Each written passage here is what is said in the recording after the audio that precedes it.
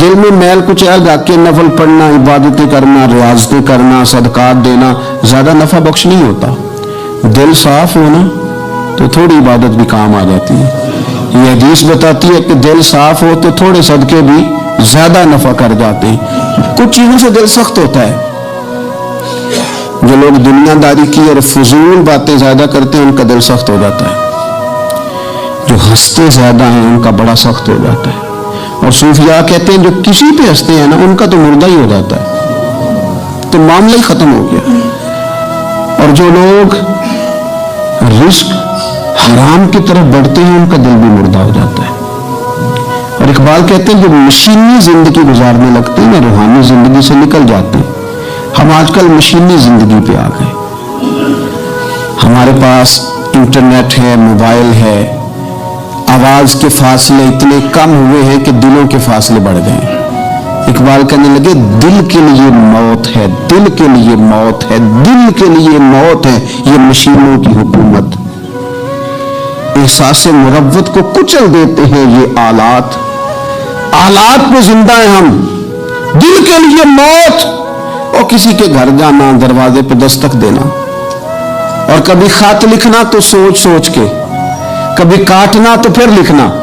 لفظ یہ اس کے شایان شان نے یہ جملہ میں نے بدل دیا ہے، لیکن اب بے باکانہ گفتگو ہے، تو مجھے وائس کر دے میں تجھے وائس کر دوں گا، حال ہی کوئی نہیں۔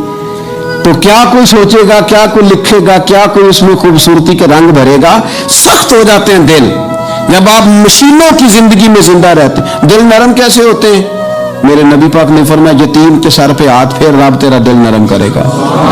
اگر زنگ لگ جائے دل کو تو اللہ کا ذکر کر، قرآن پاک کی تلاوت کر، اللہ تیرے دل کو نرم کر دے گا۔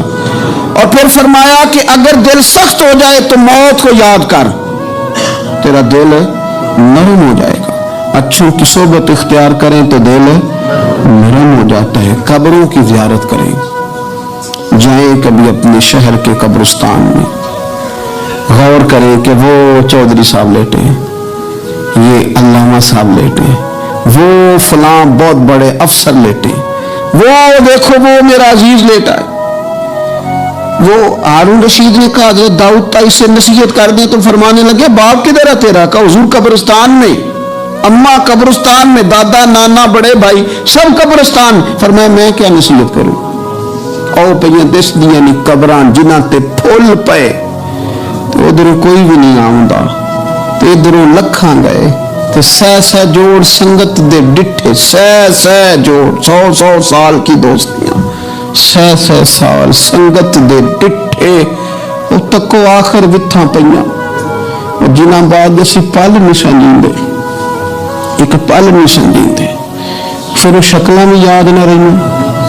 سہ جوڑ کا یہ کوئی کم ہے دل کو نرم کرنے کے لیے؟ تیرے پاس موت کا تذکرہ قبروں کی ذائقہ کو تھوڑی ہے؟ یہ چیزیں دل نرم کرتی ہیں، یاد نرم کرتی ہیں چیزیں دل۔ پتہ ہے سب سے بڑی بیماری کیا ہے بندے کی؟ خوفناک علامت کیا ہے دل کے بیمار ہونے کی؟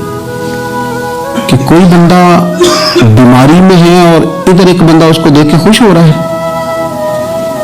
کسی کو زوال آ گیا ہے، کاروبار ڈوب گیا ہے اور یہ دیکھ کے خوش ہو رہا ہے۔ مر گیا اس کا دل، مردہ ہے، اندر کوئی دل نہیں اب۔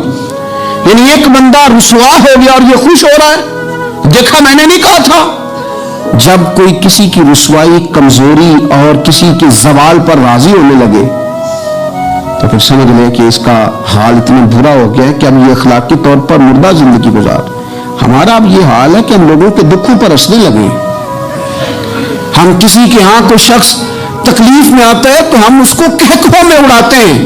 یارو زندہ قومیں یہ کام نہیں کرتی، زندہ قومیں یہ کام نہیں کرتی۔ میرے نبی پاک صلی اللہ علیہ وسلم نے فتح کے موقع پر بھی گردن کو جھکا کے بتایا کہ جب رب عروج دے تو پھر اللہ کی بارگاہ میں جھک جایا کرو۔ کسی شخص کی پتہ ہے ایک حدیث سنو، یہ مسلم شریف میں موجود ہے۔ حضور نے فرمایا ایک بندہ گناہ کرتا تھا پھر اس نے توبہ کر لی، اگر کسی نے دوبارہ اسے وہ گناہ یاد کرایا کہ تو یوں ہوتا تھا، اگر کسی نے اسے دوبارہ گناہ یاد کرایا تو یاد کرانے والے کو اللہ سزا کے طور پر مرنے سے پہلے پہلے اس گناہ میں مبتلا کر دے گا. خفیہ تدبیر آئے گی اللہ. جس کو اللہ نے معاف کر دیا، زمین آسمان بھول گئے، فرشتوں کے دفتر سے اس کا گناہ محو کر دیا گیا، تو نے کیوں یاد رکھا؟ لیکن ہمارے دل اس طرح کے ہیں، خیر کی خبریں نہیں دیتے ہم خیر کی خبر نہیں دیتے، مثبت بات نہیں کرتے. ہمارے رویے دوسروں کے بارے میں سخت ہیں. یعنی بہو سے داماد سے اختلاف ہو گیا، پھر اس نے معافی مانگ لی، پھر ہم نے معاف کر دیا، پھر 1 سال کے بعد دوبارہ لڑائی ہوئی تو پچھلی بات دوبارہ یاد کرنی چاہیے تھی. اس کی تو معافی دے دی تھی آپ نے، لیکن آپ نے پھر یاد کر لی وہ بات. اس کا مطلب ہے آپ نے صلح کی تھی، دل صاف نہیں کیا تھا. دل جب آپ صاف کر لیں تو پھر معاملہ ختم ہو گیا. پھر آپ پھر نکال پھینکے ساری چیزیں. مسند امام احمد بن حنبل میں حدیث ہے، حضرت انس بن مالک رضی اللہ تعالیٰ عنہ کہتے ہیں میں بھی بیٹھا تھا، حضرت عبداللہ ابن عمر رضی اللہ تعالیٰ عنہ بھی حضور کی بارگاہ میں بیٹھے تھے. نبی پاک صلی اللہ تعالیٰ علیہ وسلم نے فرمایا ابھی ایک شخص تمہارے پاس آنے والا ہے، تیاری کر لو، آنے والا جنتی ہے. کہتے ایک شخص اندر داخل ہوا تو سادہ سا بندہ، داڑھی سے پانی کے قطرے گر رہے، جوتے ہاتھ میں پکڑے، یہ بغل میں دبائے، تو آ گیا حضور سے بات چیت کی، چلا گیا. ہم بڑے خوش تھے کہ کمال نہیں ہو گیا، جس کو حضور نے دنیا میں جنت کی بشارت عطا کر دی. اگلے دن اس نے اتفاق ہم اسی جگہ اسی حال میں بیٹھے تھے کہ پھر محبوب نے فرمایا بھی ایک بندہ آنے لگا جنتی ہے. کہتے ہیں وہ بندہ آیا تو دیکھ کے حیران ہو گئے، یہ تو وہی کل والا ہی بندہ ہے. اسی طرح داڑھی سے پانی کے قطرے گر رہے ہیں، جوتے اس کی بغل میں آ کے بیٹھ گیا. تیسرے دن اللہ کی قدرت ہم وہیں بیٹھے تھے، پھر حضور نے فرمایا بندہ آنے لگا، زیارت کر لو، تیاری کر لو، بندہ جنتی ہے. وہی بندہ آیا جو پہلے 2 دن آیا تھا.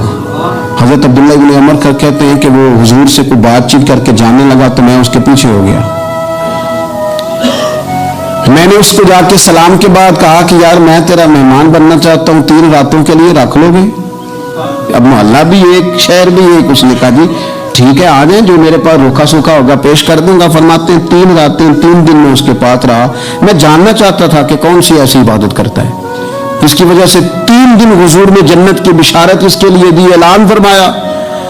کہتے ہیں میں نے کوئی غیر معمولی چیز نہیں اس کے اندر دیکھی، کوئی انوکھی عبادت نہیں دیکھی. عشاء پڑھتا، فجر تک سویا رہتا، میں تہجد کے وقت اٹھتا، نفل پڑھتا.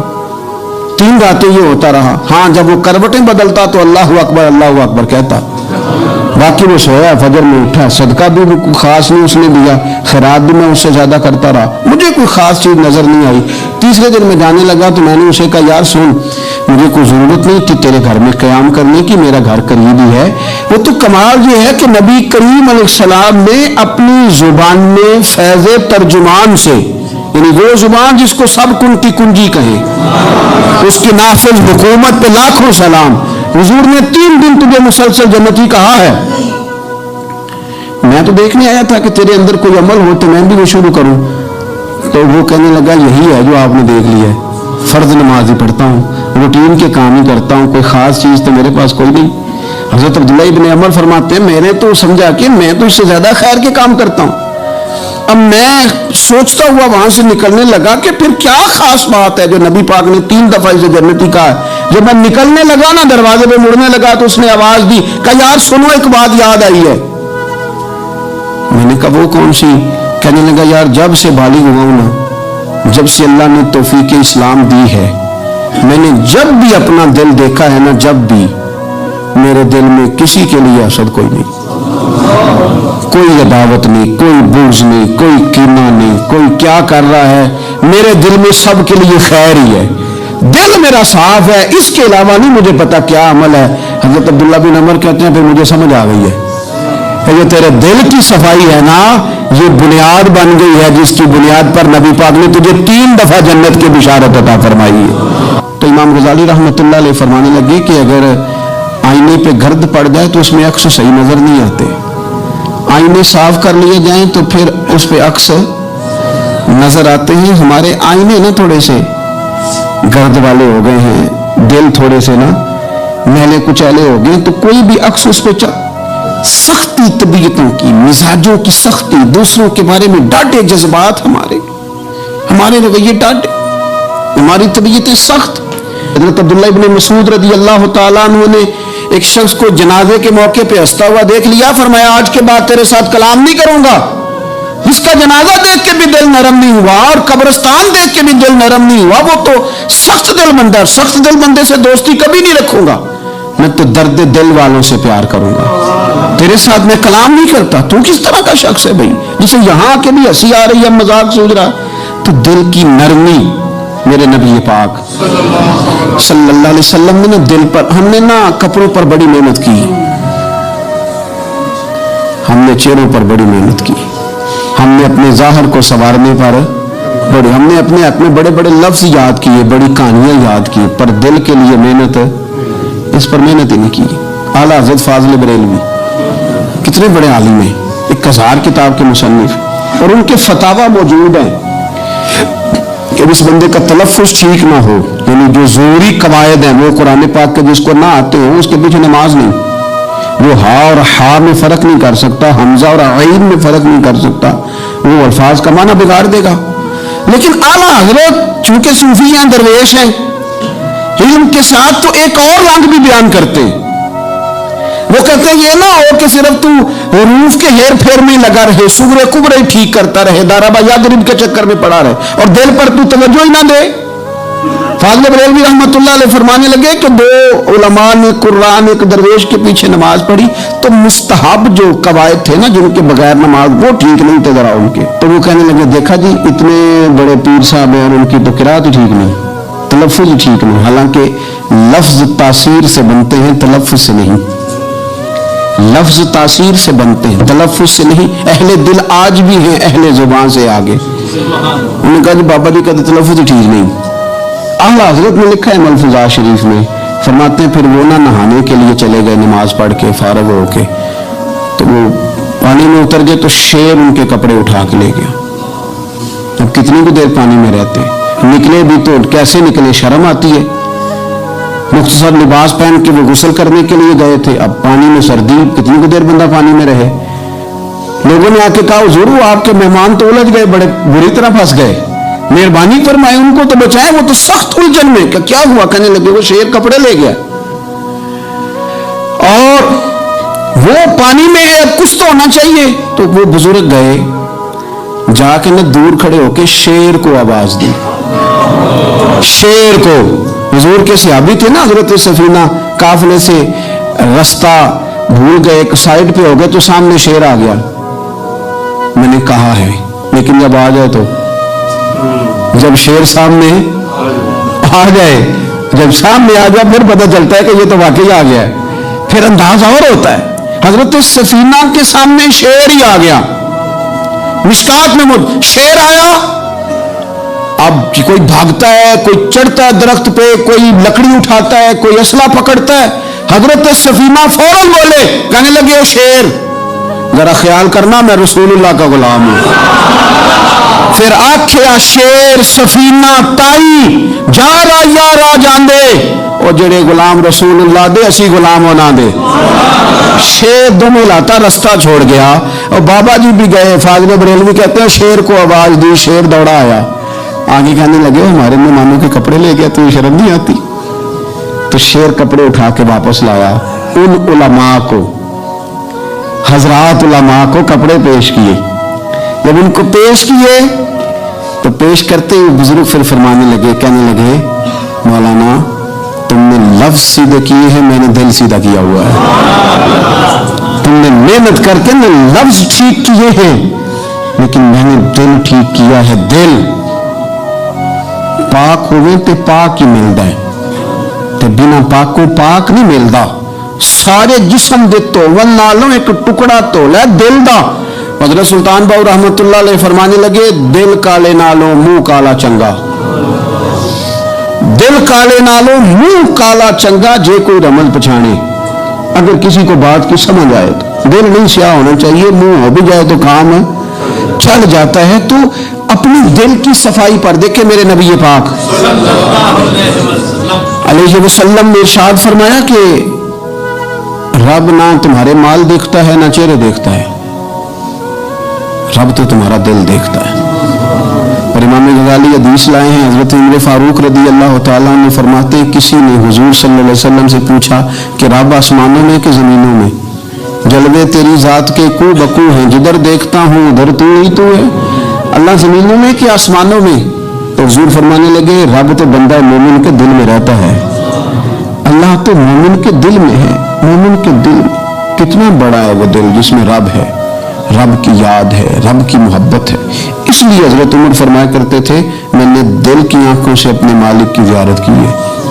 اور اقبال نے شاید اسی لیے مشورہ دیا تھا کہ دل بینا بھی کر خدا سے طلب، آنکھ کا نور دل کا نور نہیں، اللہ سے آنکھوں والا دل مانگ، اندھا نہ ہو جائے کئی طرح دل، دل بینا بھی کر خدا سے طلب، آنکھ کا نور دل کا نور نہیں۔ عزیز بھائی اللہ کے جلوے، لیکن ایک بات ذہن میں رکھنا،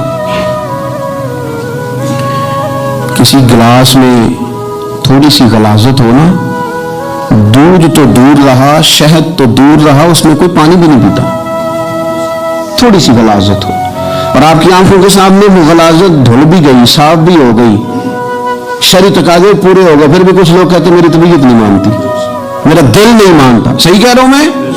اور بھائی اتنی سی غلاظت گلاس میں تھی اور سادہ پانی نلکے کا، تو اس میں پینا پسند نہیں کرتا، اور اگر دل غلاظت سے بھرا ہو تو رب کی محبت وہاں آئے گی، خدا اپنا قرب وہاں رکھے گا؟